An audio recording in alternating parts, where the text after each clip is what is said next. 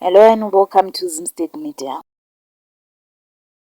Bellarmine Chatunga Mugabe, son of former President Robert Mugabe, has offered to assist Zimbabweans stranded in South Africa who want to return home as pressure mounts ahead of a self-imposed June 30 deadline for undocumented migrants.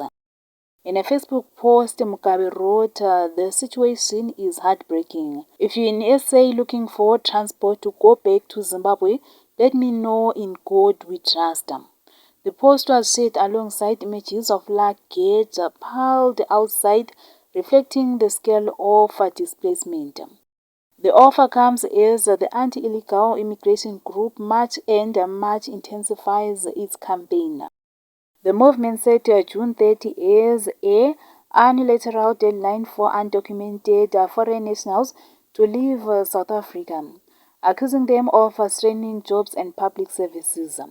The group has organized marches in Johannesburg, Durban, Pretoria, and Cape Town, and has called for a national shutdown if demands are not met.